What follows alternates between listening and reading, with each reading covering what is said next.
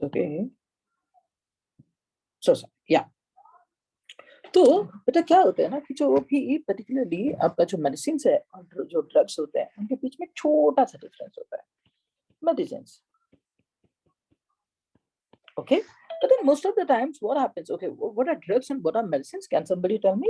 Yeah, so chat box में फटाफट type कर दे. मेडिसिन एंड ड्रग्स, दो तीन जो है मेडिसिन के बारे में लिख दूंगा सो दैट एक हाथ कोई क्वेश्चन अगर बनता है तो हमको पता है.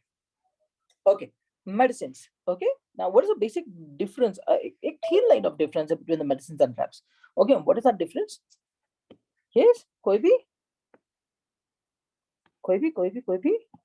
no answers today. हाँ, क्या हो भाई? Yes, yes, anybody? Addictive ingredients. Drugs are addictive. Yes, yes, sure. Medicines are prescribed. Yeah, fantastic. Very good. Okay, तो मुझे ये बताओ कि अगर सपोज हम लोग जब भी फार्मेसी जाते हैं तो वहां पे फार्मासिस्ट एंड ड्रगिस्ट क्यों लिखा रहता है भाई? फार्मासिस्ट एंड ड्रगिस्ट ऐसा लिखा रहता है ना. So when we say pharmacist and druggist, medicine is not addictive and is useful. Manthan, fantastic. You can use the question answer tab. आप तो क्वेश्चन आंसर टैब बिल्कुल यूज कर सकते हैं. ओके, तो आप देखो क्या होता है कि भाई अगर सपोज मेडिसिन की अगर सपोज बात करते हैं ना बेटा, ये जो मेडिसिन है मैं एकदम आसान शब्दों में बोलता हूँ, medicine are not use for, मतलब मजे के लिए नहीं है. isn't it? If we just talk about drugs, okay, and medicine, there is a thin line, एक छोटा सा लाइन भी बना दिया मैंने. Yeah, some medicines do not require prescriptions. बिल्कुल सही है बेटा. Okay, it's not necessary that every other medicine is being prescribed. Okay, the one which are okay. देखो क्या होता है बेटा, देखिए दो चीजें होती है. You know that I mean most of the cold countries में जो अल्कोहल है it's being used as a beverages. Okay, that is an appetizer. उनके डाइजेशन में मदद करता है. लेकिन हम लोगों का जैसा कंट्री है which is a warm country, बराबर है, यहाँ पे it's not necessary to take it for as an appetizer. बराबर है बेटा, है ना. तो वो क्या करता है, it's not for the benefit of the patient, है ना. मजे के लिए हम लोगों ने मजे के लिए ले लिया, है ना. जैसे for example if you just say कि अगर सपोज कोई पेशेंट है ना, मतलब उसको बहुत ज्यादा जो है पेन है, लेट्स से कि उसका जो है हाथ का ऑपरेशन हुआ और क्या हुआ, गैंग्रीन हो गया और उसका हाथ काट देना पड़ा.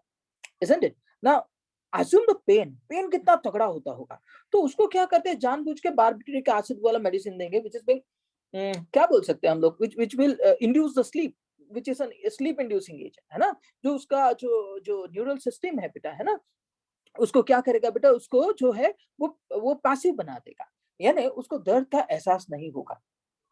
पर ये बार्बिट्रिक एसिड्स ना सब लोग कंज्यूम कर जाते हैं. ओके, किसके लिए, मजे के लिए, नशे के लिए. Then it will not be a medicine. So medicine, देखो तीन चीजें लिखता हूं. Medicine is use for treatment, prevention, okay, and diagnosis.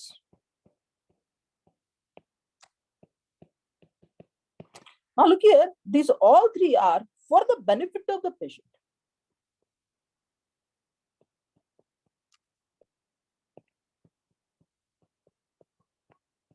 So either the medicines or the drugs, both of them change.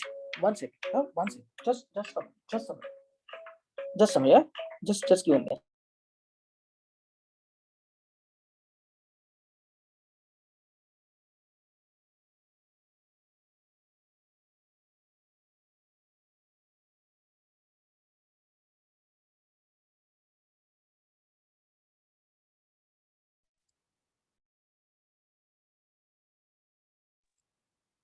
Yeah, I'm so sorry, beta. Huh? So what happens? Okay, actually treatment, prevention, or diagnosis of diseases. Okay, and that is for the benefit of the patient. So both medicines as well as drugs, क्या करते हैं बेटा? They change the physiological, ये physiological state को change करता है, बराबर है. But the one which is being used for the benefit of the patient, and again which is not addictive. Okay, वैसे जो आपका क्या होता है sleep inducing agents होते हैं ना, वो sometimes they might be addictive. Hypnotic tranquilizers जो होते हैं, they might be addictive. बराबर है, but again when they are being used for the benefit of the patient, then अब ये बताने के पीछे मेरा मकसद क्या था ना, एक क्वेश्चन आया था and that was AZT.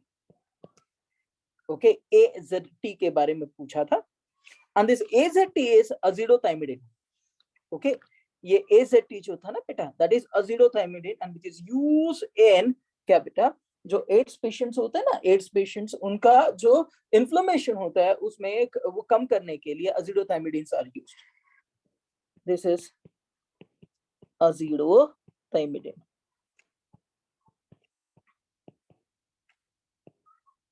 Now this azithromycin is also called as ZDV, which is called as zidovudin. तो ये एक चीज बस थोड़ा सा याद रखना, क्योंकि ये नॉलेज बेस्ड क्वेश्चन था, है ना, तो ये नॉलेज बेस्ड क्वेश्चन जनरली कभी कभार पूछ लेते हैं, है ना, इसलिए azithromycin या ZDV which is called as zidovudin. Okay, ये एक चीज शायद हो सकता है हमसे मिस हो जाए. तो आपने एक जनरली जो है एक जनरल लॉजिकल चीज पढ़ी हुई है बेटा, है ना, इसके अंदर some basic concept of chemistry या मूल कॉन्सेप्ट में. फिर उसके बाद में आप लोगों ने मिक्सचर्स, कंपाउंड्स, इन सारी चीजों के बारे में पढ़े, जिसके अंदर डिटेल में मैं नहीं चाहूंगा, because we are suppose to do the advance class, है ना. तो ये सारा चीज पढ़ा, अगर सपोज आपने पढ़ा हुआ चीजें है तो आप मुझे प्लीज रिप्लाई करते रहो. ओके, तो मैं वो वाला पार्ट जो है आपको नहीं कराऊंगा. जैसे क्लासिफिकेशन ऑफ मैटर, फिजिकल और केमिकल क्लासिफिकेशन ऑफ मैटर पढ़ा होगा आपने, आपने प्रॉपर्टीज ऑफ मैटर पढ़ा होगा, उनका मेजरमेंट कैसे करते वो पढ़ा होगा, है ना. एक्यूरेसी, प्रिसिजन के बारे में पढ़ा होगा. इनफैक्ट आपने ये भी पढ़ा होगा कि generally there are 7 basic units, और ये हम लोग फिजिक्स में भी पढ़ते हैं. सही है, सही है, सुनो फटाफट फटाफट रिप्लाई करते रहो, है ना. यस, बट केमिस्ट्री में एक चीज वहां पे आता है which is triple point.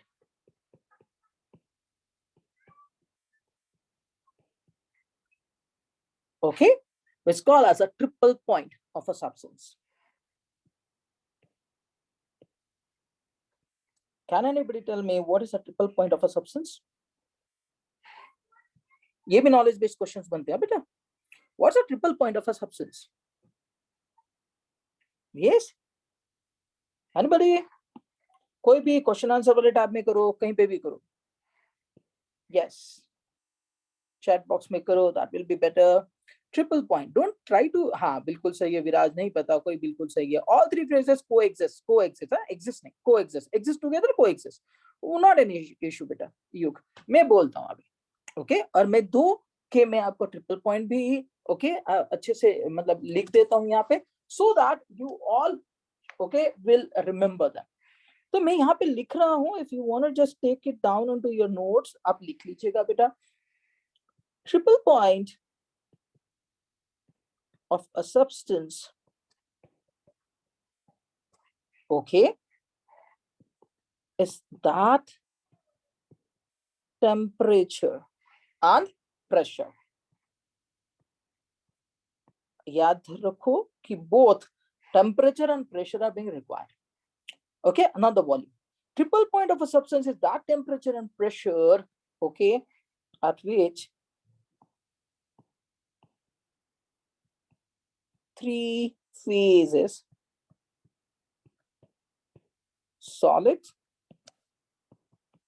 liquid, and gas, of that substance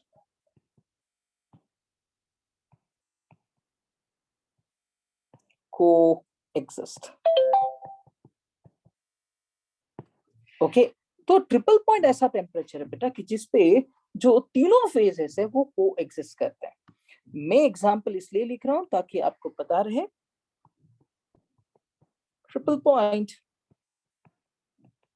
of H2O. Now what is the triple point of H2O? Can anybody go for this one? चलो कोई बात नहीं पता था ना बहुत सारे लोगों को, मैं लिखता हूँ 0.01 degree Celsius. Okay, and this is the temperature. Okay, fine. And 0.01 degree Celsius I can say. Okay, And then pressure 611, ha, okay, 611 point something 37973 pascals. Okay, now you can just convert this temperature into this one also, degrees, sorry, Kelvin also, or Fahrenheit also. Okay, similarly, just write down triple point of mercury. बेटा ये laboratory में हमको बहुत काम में पड़ता है, in fact ये हमको पता होना चाहिए केमिस्ट्री में. Okay, so triple point of He, how much it is? Triple point of He is minus 38.83440. बिल्कुल सही है बेटा, वही तो कह रहा हूँ ना कि ये एग्जिस्ट करेगा. देखो क्या है, मैं उसको एक्सप्लेन करता हूँ, don't worry, just a minute. Okay, एक मिनट, किसने पूछा था? व्रज 2 मिनट दो मुझे, मैं ये लिख देता हूँ, फिर मैं आपको कुछ चीज बोलता हूँ. ओके, एक्सप्लेन करता हूँ कि भाई 0 के नीचे तो उसको सॉलिड हो जाना चाहिए ना. मैं बता दूँ क्या क्या फंडामेंटल है. ओके, देखो 83440 degree Celsius. Okay, and pressure should be 0.2 Pascal.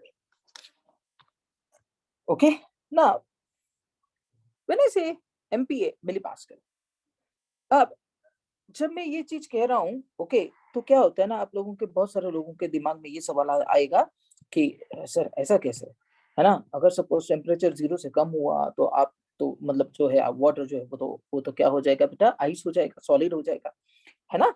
आया होगा सवाल, बिल्कुल आया होगा. देखो 2 चीजें होती है जो फिजिकल स्टेट ऑफ मैटर को गवर्न करती है. हाँ, ये सवाल तो मैंने पूछा नहीं आपसे. हाँ बेटा, चलो बताओ, कौन बताएगा कि कौन से वाले 2 फैक्टर होते हैं जिसके ऊपर physical state of matter depend करता है? They are temperature and pressure. बराबर ना बेटा? टेम्परेचर एंड प्रेशर, बिल्कुल सही है. टेम्परेचर एंड प्रेशर बिल्कुल सही है ना. टेम्परेचर और प्रेशर. प्रेशर क्या करेगा बेटा भाई? The application of the force. Okay, जब प्रेशर अप्लाई करेंगे हम, the pressure is being increase, the particle will come close to each other. सही है ना बेटा? एक दूसरे के पास में आएंगे. So this should be the effect of pressure. मैं यहाँ लिख देता हूँ, this is an effect of pressure. So sorry, this is effect of pressure. Now what happens, अगर suppose मैं यही चीज टेम्परेचर किया ना, increase in pressure and increase in temperature, है बेटा.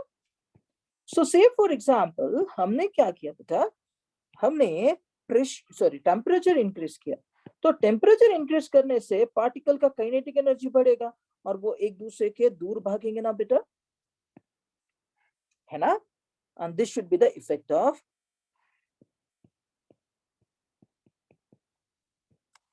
Temperature, isn't it? तो व्रज आपने पूछा था ना बेटा, तो देखो जब 0 डिग्री सेल्सियस की बात करते तो we say that we are carrying it out at 1 atmosphere pressure. व्रज, ओके, एक एटमॉस्फेयर प्रेशर पे, okay, when pressure being constant, जब टेम्परेचर 0 डिग्री सेल्सियस को जाएगा ना बच्चा, तब वो क्या हो जाएगा बेटा? Solid. Getting my point? And 1 atmosphere equals to how many 1 atmosphere means how much, how many pascals?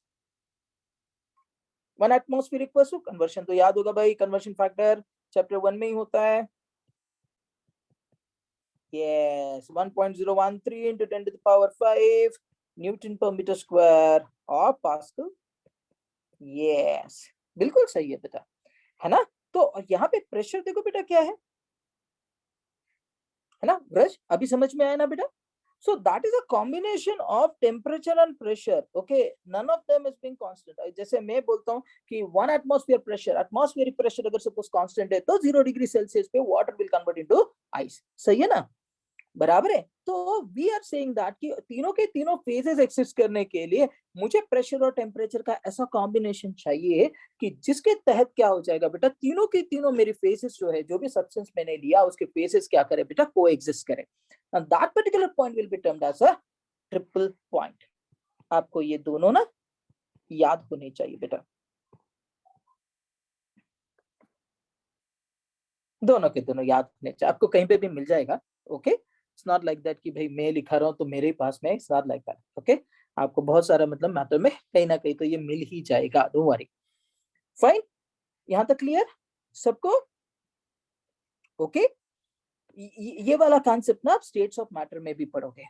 Okay, in fact in fact जब अगर सपोज मैं कहता हूं कि H2O इज सॉलिड, इसको हीट करते हैं, it gets converted to what, H2O liquid, और हीट करते हैं, okay, it gets converted to what, H2O gas. Okay, similarly जब हम इसको क्या करेंगे बेटा, ठंडा करेंगे, ओके, कूल करेंगे इसको, so H2 gets converted to H2 gas gets converted to liquid, okay, इसको और ठंडा करेंगे, बराबर है, तो वो क्या बन जाएगा बेटा, I'm so sorry, है, इसको अगर सपोज क्या करते हैं बेटा, कूल करते हैं, तो वो क्या बन जाएगा बेटा, H2O solid।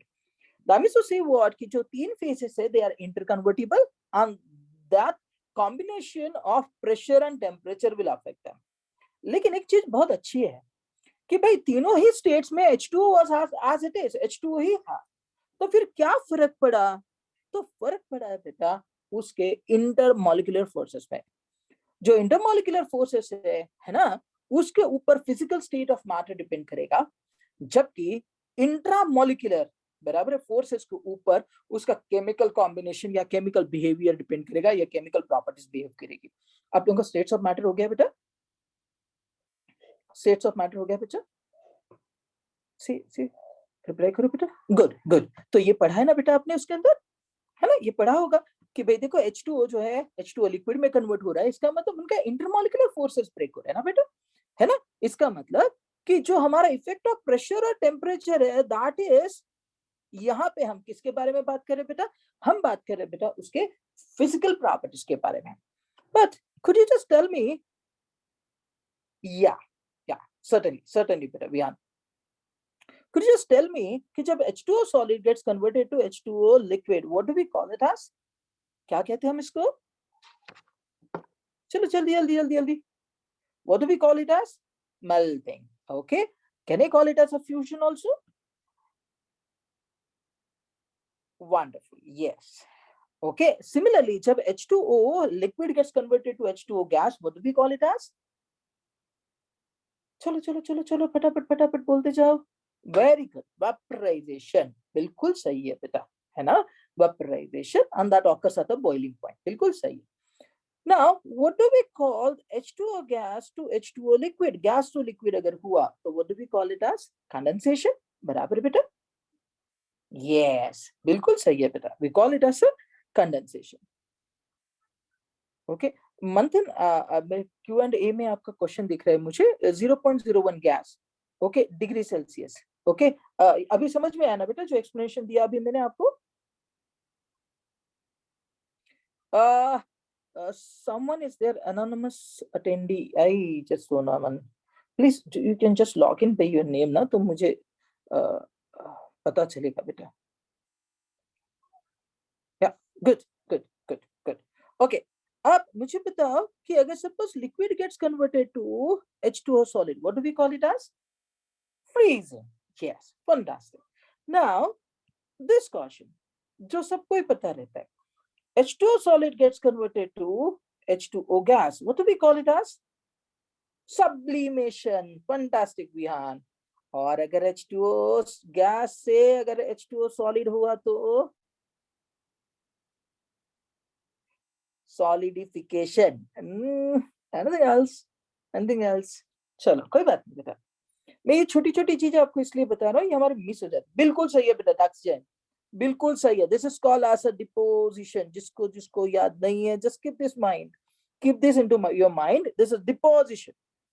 ओके, ये डिपोजिशन होता है, ये छोटी छोटी चीजें ना मिस कर जाते हैं हम लोग। द रीजन इज वाई, क्योंकि हमको बहुत टफ टफ पढ़ने की जो है, हमको लगता है ये भी पढ़ लूंगा वो, बट होता है कभी कभी छोटी छोटी चीजें।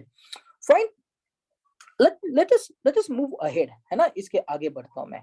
ओके, चले आगे वाला, नेक्स्ट वाला पेज ले लो बेटा। if somebody wants to have it, उसका स्क्रीनशॉट वगैरह लेना है तो ले लो यार, है ना, मैं आगे बढ़ूं। Okay, I'll just wait. Ankita, I'll wait.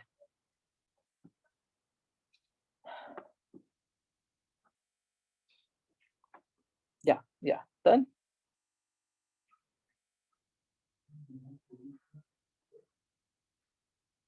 So गया बेटा? Done? Okay. अब उसके बाद में ना बेटा आपने कुछ छोटे छोटे डायमेंशनल एनालिसिस वाले चीजें करी हुई थी. if you just remember, आपने किया होगा बेटा राउंडिंग ऑफ कैसे करते हैं, है ना, addition of scientific notations and like that.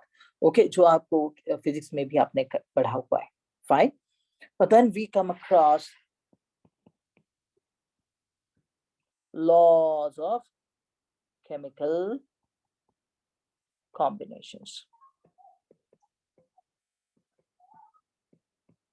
Isn't it? So we came across the laws of chemical combinations. Okay. How many laws of chemical combinations have you done?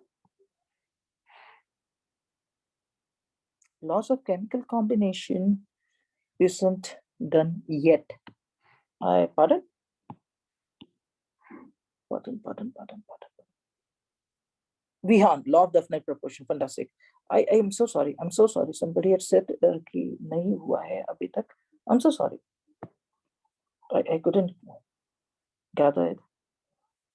Yeah, Avogadro's law. बिल्कुल सही. शोनो, हुआ है क्या बेटा? Laws of chemical combinations हुआ है बेटा आपका? Yes. Okay, Gauri. किसी का नहीं हुआ है शायद? होए नहीं बेटा. What was the first law बेटा?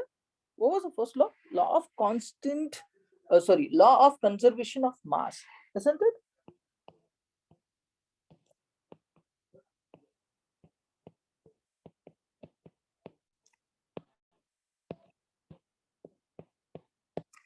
Law of conservation of mass. Yes. Okay.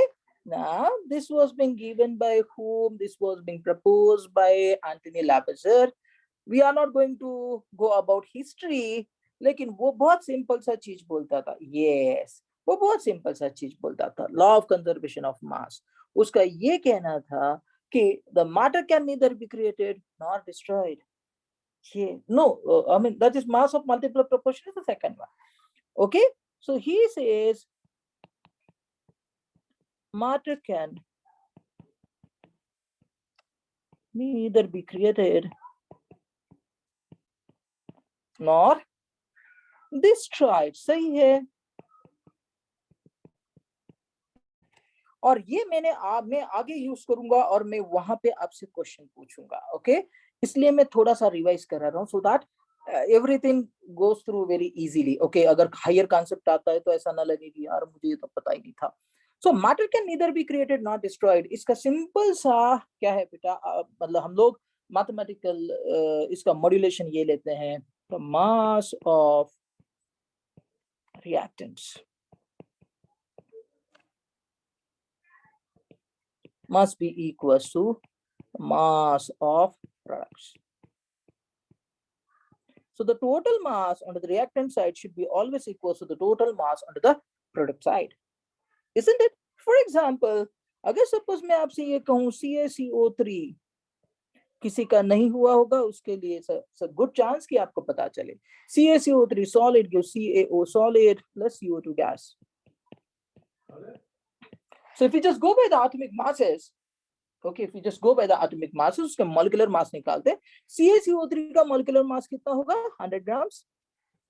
Ca is 40, oxygen is कितना? 16. So this comes down to be 56 grams. Okay, and CO2 is 44 grams. तो देखो बेटा, this plus this will be equal to 100 grams. So the total mass onto the reactant side in a balanced chemical equation should be equal to the total mass onto the product side. So during any physical or chemical change, okay, the mass is conserved. The mass is conserved means what? The mass before the change and the mass after the change will be equal. Got this? Okay, clear?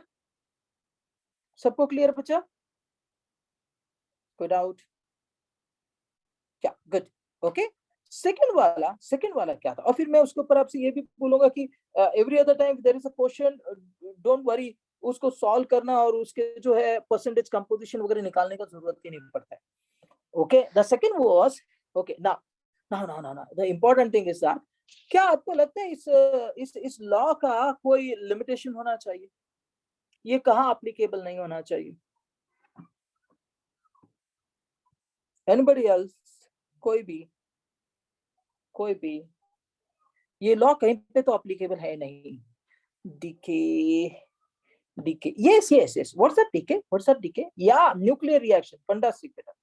I mean, I'm not getting CC. Sometimes आपका नाम मुझे पता ही नहीं चलता है. कोई बात नहीं बच्चा. CC लिखा है, I don't know. Yeah, nuclear reactions. Okay, this is not applicable to the nuclear reactions.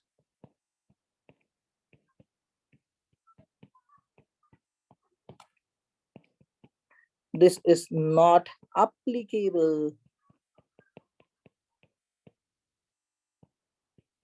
to nuclear reactions because there, whenever the mass is being destroyed, it's being converted into some amount of energy. कुछ ना कुछ amount of energy create होगा, which is being used for binding the nucleons together into the nucleus. है ना? ये एक ऐसा concept आप physics में पढ़ोगे. न्यूक्लियर केमिस्ट्री ऐसा आप लोगों को एक अलग से चैप्टर है जेई में. ओके, केमिस्ट्री में, जो आपको एनसीईआरटी में नहीं दिखाई देगा, बट न्यूक्लियर केमिस्ट्री ऐसा एक अलग पार्ट है जिसके ऊपर क्वेश्चंस बनेंगे. So we'll just look at that time, but ध्यान में रखो कि it's not applicable to the nuclear reactions or nuclear chemistry. Now the second law is law of definite or constant proportion.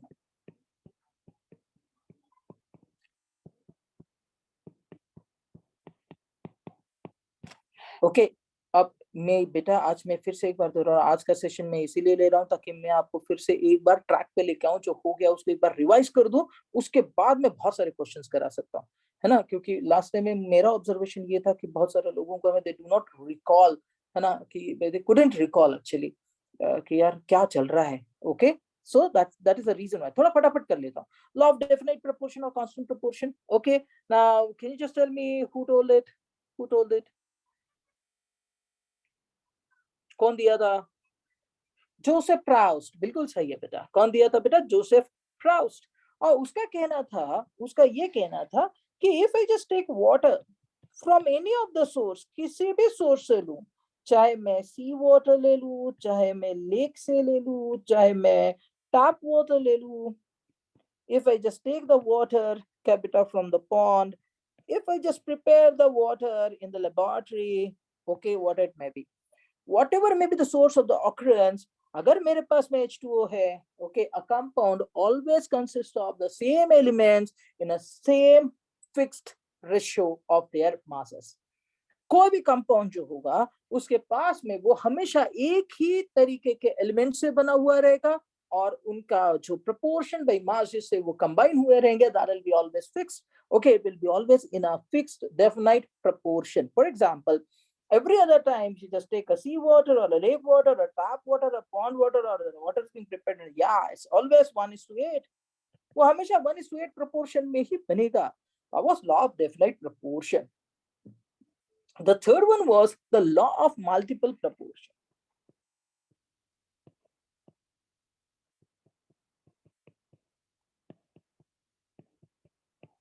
Okay, and what was law of multiple proportion? ये law of multiple proportion क्या कहता था?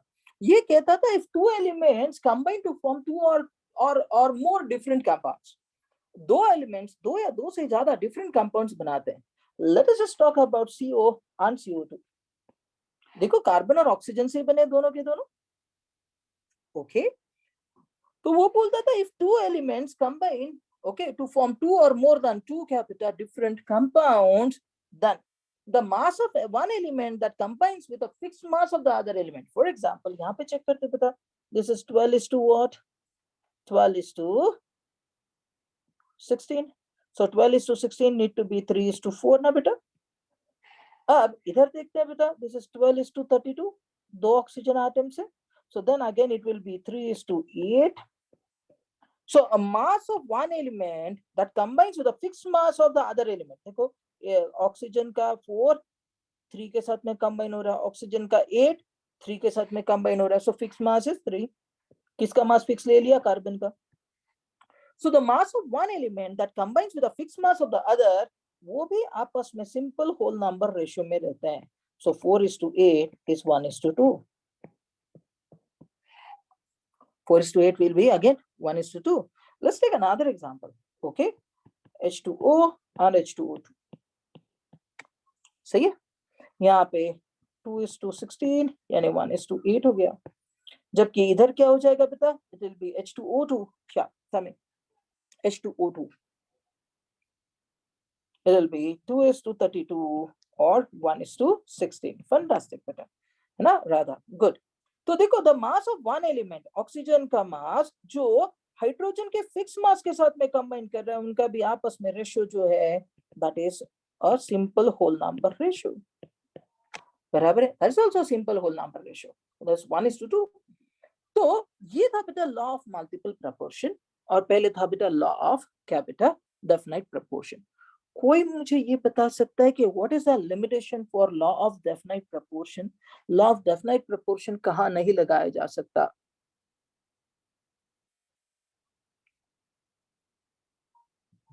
Law of definite proportion nuclear reaction में ये नहीं लगेगा बेटा.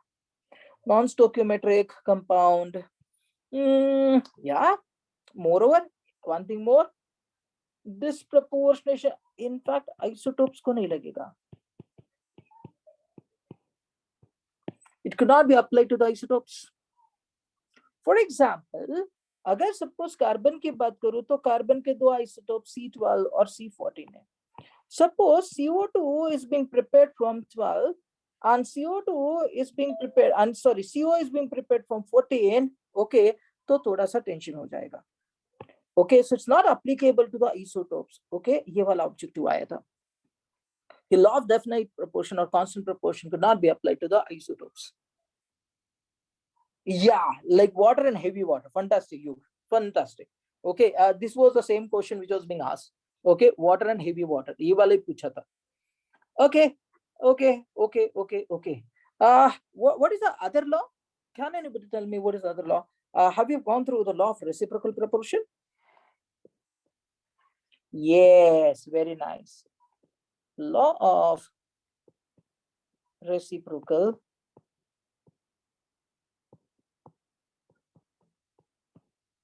proportion. Now, law of reciprocal proportion क्या बोलता है? Law of reciprocal proportion बोलता है कि भाई अगर सपोज एक एलिमेंट है, वो किसी बी एलिमेंट के साथ में रिएक्ट करता है, बराबर है, और वही एलिमेंट किसी और एलिमेंट के साथ में रिएक्ट करता है, बराबर है, तो जब ये दो एलिमेंट आपस में रिएक्ट करेंगे, ओके, H4 and मतलब H and O, तो they will combine in a same proportion or a proportion multiple to that. For example, H2O. Okay. So we just say carbon यहाँ पे 12:4 है, that means 3:1 है. CO2, if we just talk about 12:32, okay, or what, है ना? तो what I'll suggest is that मेरा काम क्या है, मैं आपको ये तो याद दिला रहा हूँ कि है क्या, लेकिन मैं आपको ये कह रहा हूँ कि अब इसमें आया हुआ कोई भी क्वेश्चन करना कैसे है. लॉ ऑफ कांस्टेंट और definite proportion, same two elements.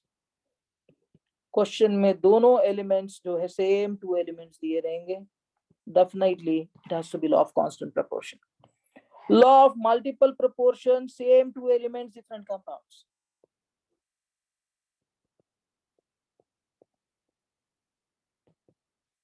But different compounds. Same two elements दिए लेकिन compounds different दिए, तो it has to be a multiple proportion. Law of reciprocal proportion, ध्यान रखना बेटा, 3 एलिमेंट 3 compounds.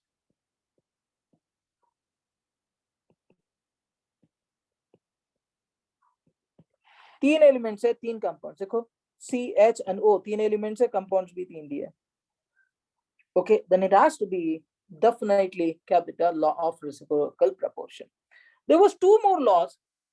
Okay, एक Gay-Lussac law था, if you just remember.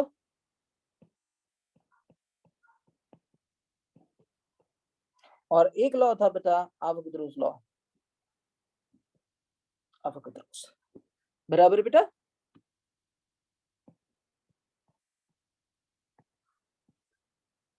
Isn't it? I guess इतना सबको याद है। I'll just move ahead with the first topic जो आप लोगों ने कवर किया था, that was atomic and molecular masses, isn't it? Atomic or molecular masses. I'll just move ahead.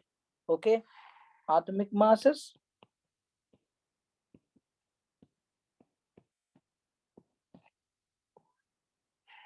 Initially, the atomic mass was relative to hydrogen atom.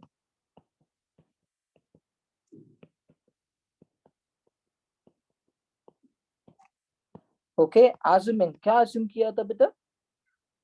Assuming mass of H, yes, equals to 1 unit. Okay, unit कितना है मालूम नहीं बोला, but there was a relative mass. They used to calculate the relative masses. Okay, then later on, okay, now why hydrogen was being used at that time? It was the lightest one. बराबर है? Now later on, C14, yes, sorry, C12, not C14, the stable isotope of carbon. C14 is an unstable isotope of carbon because it's radioactive. Later on, C12 is used. Okay, और ये माना गया कि C12 जो है उसका mass is 12 units. Later on, which was being found to be 12 AMU. What is AMU? Atomic mass unit. What is 1 AMU? Yeah, 1/12 the mass of carbon 12. Yeah, 1 AMU. Okay, how much it is? 1.66 into 10 to the power. How much? Yeah, minus 24 grams. Yeah, minus 27 kg. Yes, perfect. Okay, 1.66 into 10 to the power minus 24 grams, or 1.66 into 10 to the power minus 24 kg. 27 kg. Okay, but then this AMU is nowadays being represented by U, which is called as a unified mass.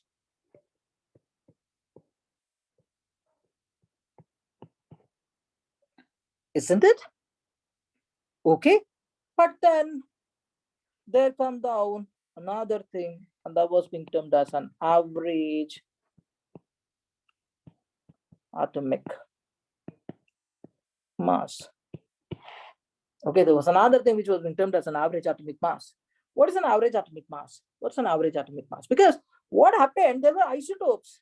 Okay, for example, 17Cl 35 and 17Cl 37. So which atomic mass you'll prefer, 35 or 37? Which one you'll take? Okay, and therefore we used to have average atomic masses. Yeah, and we used to have a formula, average atomic mass. Yeah, what's the formula? Yes, that was percent abundance into mass of isotope 1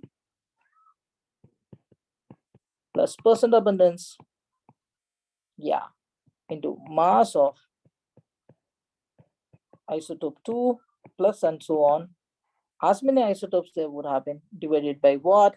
Divided by 100. Why? Because the total percentage will be 100. So we say summation percent abundance into mass of isotope divided by 100. So that used to be an average atomic mass. Okay. अब इसके ऊपर छोटा सा एक numerical बोलता हूँ, और मैं चाहता हूँ कि इसको आप मतलब I know that you will do it. Okay, like orally कैसे करना वो बोलूंगा. Boron has 2 isotopes, B10 and B11. Okay, the average atomic mass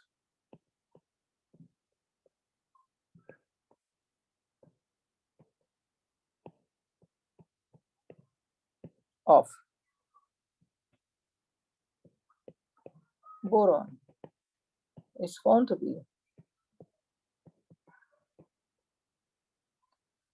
10.70 U. Okay, the percentage abundance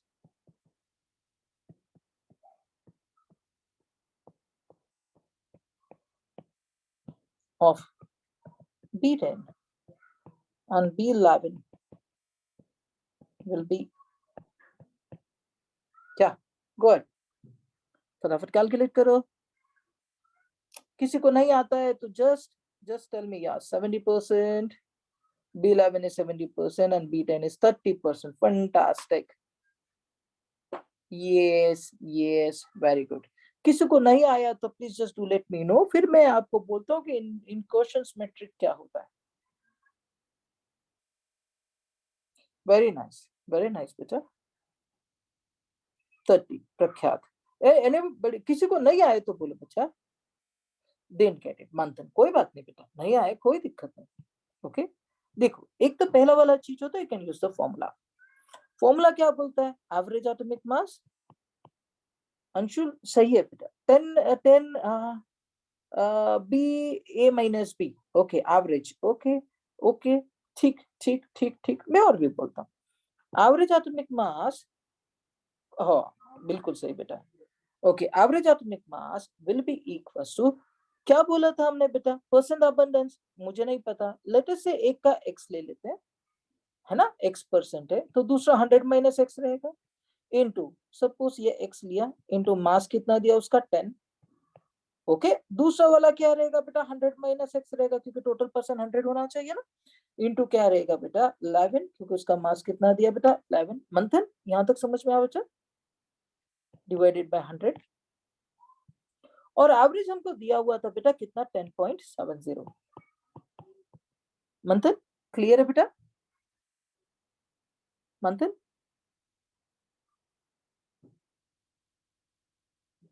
बेटा. Okay so this becomes 1070 equals to 10x plus 1100 minus 11x. Okay, so x will be equals to 1100 minus 1070. That will come down to be 30%. X will be 30, तो भाई 100 minus x will be equals to 70. सही है. अब थोड़ा सा logically solve करते हैं question को. B10 है और B11 है, 1 का डिफरेंस है दोनों के बीच में. नहीं बचा, नहीं, उसको ग्राम में नहीं करेंगे अभी हम लोग. अभी इसलिए मैं वही कहा कि this is always you. Okay this is always you. It's not into grams. Okay gram is gram atomic मास. और क्यों ग्राम एटॉमिक मास लिखते हैं वो बताना है मुझे आज. एडवांस का कांसेप्ट यहीं से शुरुआत होने वाला है बेटा, कि भाई ग्राम क्यों बोला गया. व्हाई ग्राम एटॉमिक मास. ग्राम लगाने के पीछे रीजन क्या था. ओके ठीक है बेटा राधा. अब देखो होता क्या है कि भाई ये 10 दिखाई दे रहा है आपको और ये 11 दिखाई दे रहा है और वैल्यू देखो 10.70 दिखाई दे रहा है ना. देखो लॉजिकली सोचो, this should be more towards 11. This is more towards 11. तो 10 और 11 के बीच में 1 का डिफरेंस है. I mean I guess most of you are having maths. Okay तो आपको परसेंटेजेस ओके और अप्रोक्सीमेशन समझता है. सो B10 है, B11 है, बराबर है. वैल्यू किसके तरफ ज्यादा है? 11 के तरफ. यानी 11 70% है. ओके तो बचा हुआ कितना है? That should be 30%. देखो 70% is B11 and B10 need to be 30%. ऐसा क्वेश्चन बनता है ना बेटा, है ना, तो बहुत फटाफट बनना चाहिए. लेट अस से कि एक A है 12, उसी का आइसोटोप है B okay 13. Okay and the answer is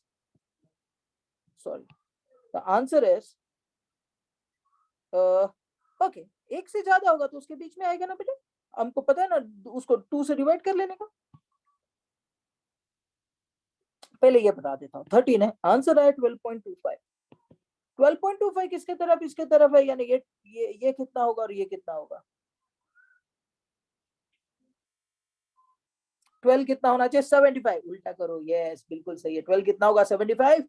और ये अगर सपोज यही A12 है, B14 है, देखो कितने का फर्क है, 2 का ना। और आंसर अगर सपोज आता है 13, बताओ अब 50-50% होएगा। यस, सही है ना। और यही अगर सपोज आंसर मेरा आता 13.5, 13.5 यानी 1.5 ना इधर से, ओके, डिवाइडेड बाय 2 करेंगे तो यहाँ 75 बी एंड 25 इज ए। समझ में आ रहा है बेटा? सो ये जो है ना, बहुत फटाफट मार सकते हैं क्वेश्चन, रादर देन क्या बेटा आप कैलकुलेशन करना। कैलकुलेशन करने से कभी भी आप बहुत फटाफट जो है चीजों को कर सकते हो। ओके, फॉर एग्जाम्पल एक क्वेश्चन में मैं क्वेश्चन भी नहीं लिखता हूँ, C12 दिया है, C13 दिया है, and the answer is 12.10, या tell me average atomic mass आया 12.10, ये कितना है? C12 और C13। यस, C12 होना चाहिए बेटा आपका कितना? 90%। और 13 नहीं, 12 जो है ना बेटा, 12 की तरफ आंसर है ना बच्चा, तो वो ज्यादा होना चाहिए, 13 की तरफ नहीं है ना आंसर। 12.5 के बाद का 13 की तरफ आएगा बेटा। तो जो C12 है वो 90% होना चाहिए। गुड बेटा, गुड प्रथम। और C13 जो है बेटा, है ना, वो 10% होना चाहिए। क्लियर? क्लियर सबको? होप सो, है ना। बिना कैलकुलेशन के क्वेश्चन करने का एक छोटा सा तरीका हमको मिल गया। क्या सबको समझ में आया बेटा?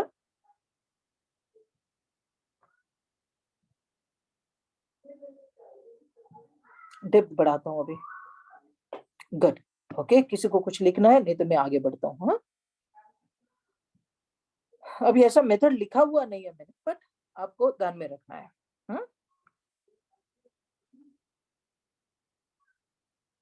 ओके ब्रज, मैं फिर से एक बार दोहराता हूं बेटा, है ना। देखो क्या होता है, व्हाट इज एन एवरेज बेटा? ब्रज, एवरेज क्या होता है बेटा? एवरेज यानी दो क्वांटिटी का हम लोग मीन निकालते हैं ना बच्चा। अब यहाँ पे हम लोग परसेंटेज का बात कर रहे हैं बेटा, आउट ऑफ 100, है ना बेटा। तो क्या हुआ, एक मैंने दिया बेटा C12 दिया आपको, और दूसरा कितना दिया बेटा? C13 दिया। अगर 12 और 13 का एवरेज निकालता तो कितना आता बेटा? 12.5 आता ना बेटा।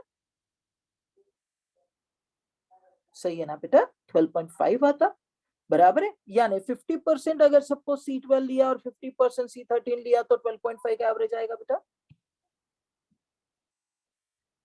तो आपका 50% कहां से आंसर आया पता है? ये 12.5 था ना, ये 0.5 जो है ना, ये आपका आंसर दे रहा है 50%।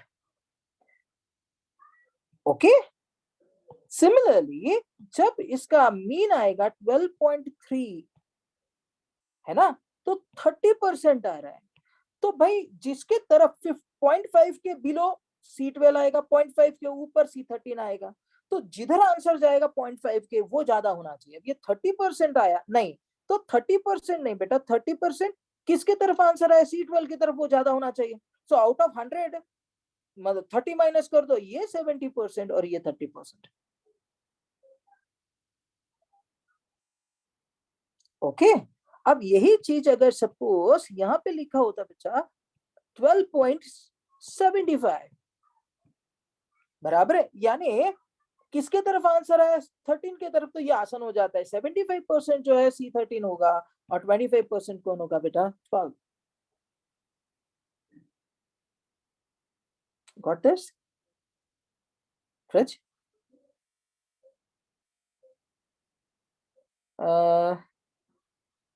sure. Yeah, somebody had asked कि क्या सारे मतलब सारे सब्सटेंसेस को ट्रिपल पॉइंट होगा क्या?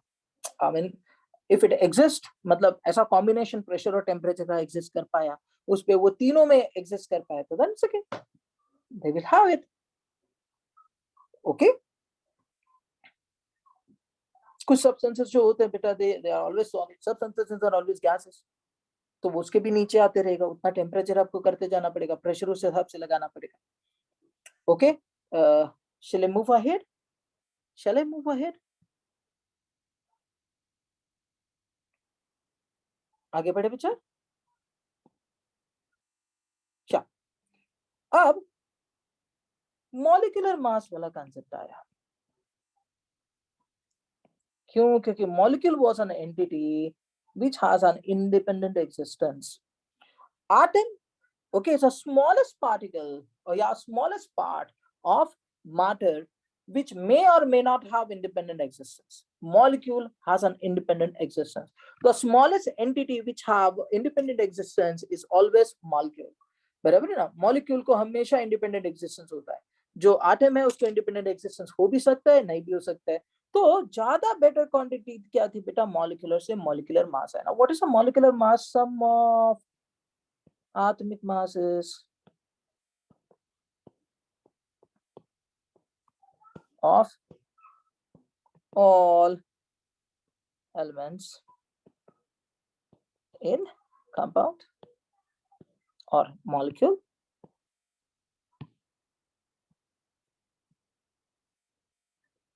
For example, if I have CO2, तो I know CO2 कार्बन का 12 है, ऑक्सीजन का 16 है, इंटू 2 ऑक्सीजन है, तो कितना आ गया? 44. But there has to be unit U or AMU.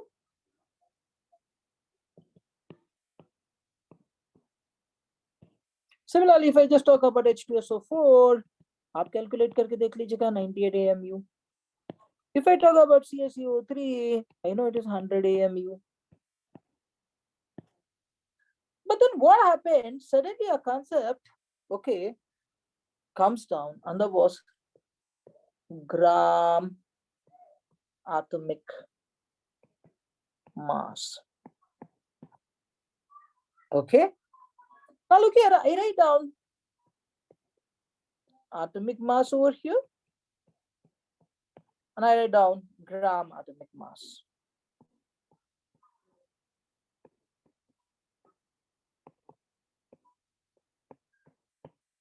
Okay. And here I'll come down कि भाई आपने मोल कंसेप्ट पढ़ा है. ये मोल आउट ऑफ नोवेयर, ये मोल कहां से आ गया यार? ये क्या फंडा था? और इन्होंने ये डिफाइन कैसे किया? कैसे फाइंड आउट किया कि 1 mole is 6.022 into 10 to the power 23 particles? कैसे पता चला? तो हाइड्रोजन अगर लेते हैं, ओके, एलिमेंट्स लेते हैं हम लोग, हाइड्रोजन लेते हैं पहले. हाइड्रोजन का एटॉमिक मास इज 1 U, और ग्राम एटॉमिक मास हमने क्या लिखा बेटा? 1 ग्राम. Isn't it? Now हमारा डेफिनेशन बोलता है कि भाई अगर सपोज मैंने U को ग्राम से रिप्लेस कर दिया तो that becomes a gram atomic mass. Isn't it?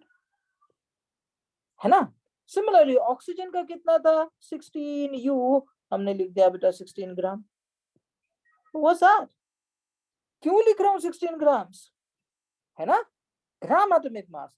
हम बोलते हैं कि भाई atomic mass when express in grams is termed as a gram atomic. क्या जरूरत पड़ी उसको ग्राम लिखने की? सिमिलरली फिर जैसे, हाँ बिल्कुल बिल्कुल अलग होता है. मैं वही तो बताना चाहता हूँ आपको कि बेटा यू अलग होता है. मैंने यू हटा के ग्राम लिख दिया. भाई ये how can 1 u will be equal to 1 gram? है ना. It's not possible. Why? Because 1 u will be equal to 1.66 into 10 to the power minus 24 gram ना बच्चा. तो कैसे ये इक्वेट हो जाएगा? बराबर है ना. और क्यों किया वही बताना चाहता हूँ. ये प्रख्यात, फंटास्टिक, बिल्कुल सही है. मैं बताता हूँ ये क्या होता है ना. जो क्लोरीन है, क्लोरीन का इज 35.5 U, और हम लोग लिखते हैं 35.5 ग्राम्स. तो उनको क्या रियलाइज हुआ मैं बताता हूँ. ओके, उनको ये रियलाइज हुआ. यस प्रख्यात, बिल्कुल सही है बेटा, बिल्कुल सही. Very right on track. अब क्या हुआ? Yeah. I'm just telling it to you. Don't worry. They find it out कि भाई मैं 1 U is not equal to 1 gram. 1 U cannot be equal to 1 gram. Then what is gram atomic mass? Okay, so they find it out कि भाई if one atom, look here, okay, for hydrogen, okay, one atom equals to 1 U, okay, then X atoms, okay, or how many atoms equals to, yeah, there's no suspense, you, I'll just take it out, okay, means 1 gram.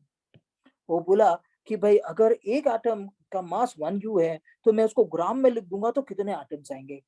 Okay, so X will be equals to 1 into 1 gram divided by 1 U. Now look here, 1 U is 1.66 into 10 to the power minus 24 grams ना बच्चा.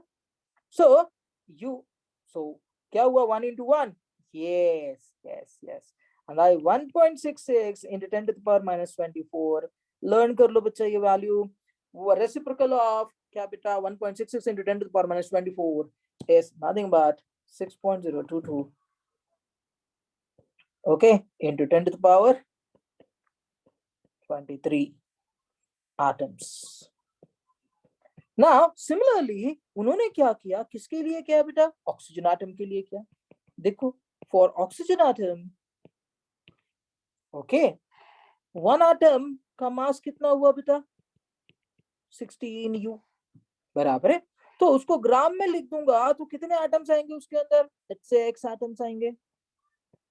So X का value क्या हुआ, तो 1 into 16 divide by, ये लिख दूंगा 16 into 1.66 into 10 to the power minus 24. क्यों बच्चा, क्योंकि एक U यानी 1.66 into 10 to the power minus 24 gram. So 1 into 16 divided by 16 into 1.66 into 10 to the power minus 24. 16 cancels. This comes down to be 6.022 into 10 to the power 23. Okay, particles or atoms. So what they come to conclusion that every other time if you replace U by gram, then it is a mass of 6.022 into 10 to the power 23 atoms of that particular element. So what is a gram atom? What is the difference between an atomic mass? Atomic mass is mass of one atom. एक atom का mass ना बेटा, that is क्या बेटा, mass of one atom is an atomic mass. And what is gram atomic mass बच्चा? Gram atomic mass is mass of, yes, 6.022 into 10 to the power 23 atoms. They find it out कि भाई हर बार हमने अगर suppose U की जगह पे ग्राम लिख दिया ना, तो that is the mass of 6.022 into 10 to the power 23 atoms. And then they come down to another term जो आज हम कहते हैं 1 mole. 1 mole. 1 mole बराबर है, और 1 mole atoms are equals to 6. ये जो नंबर था, जो नंबर आया, तो it was, it's not like that कि उन्होंने ऐसा चुन चुन के गिन गिन के बनाया. It was just, it was a value experimentally आई कि भाई अगर हर बार में जो भी एटॉमिक मास होगा किसी भी एलिमेंट का, if I start expressing it into grams, है ना, तो वो जो मतलब जो ग्राम्स में अगर उसको वैल्यू को एक्सप्रेस करता हूं तो वो कितने एटम्स का मास हो जाना चाहिए. तो every other time it comes down to be 6.022 into 10 to the power 23 atoms. Isn't it fantastic how they have developed chemistry?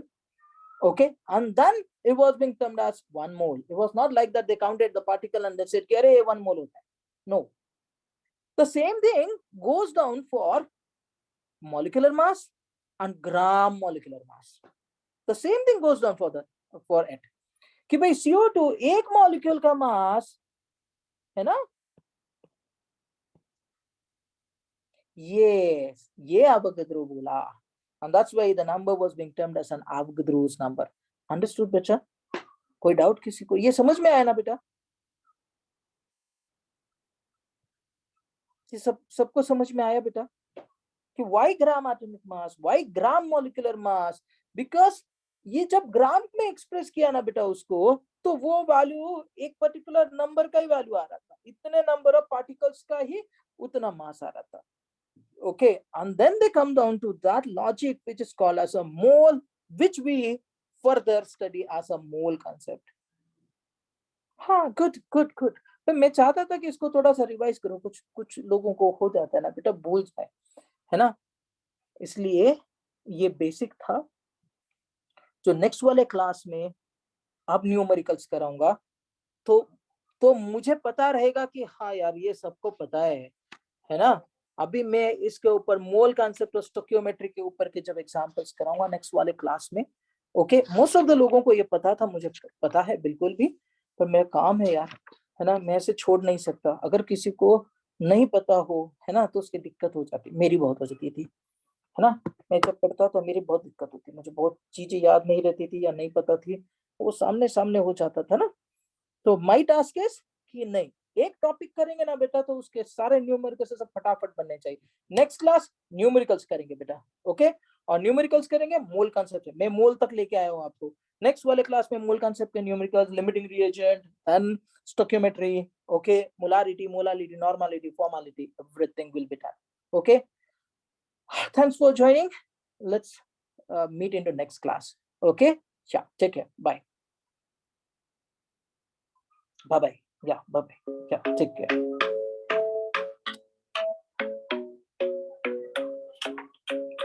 Yeah, bye bye. Bye bye.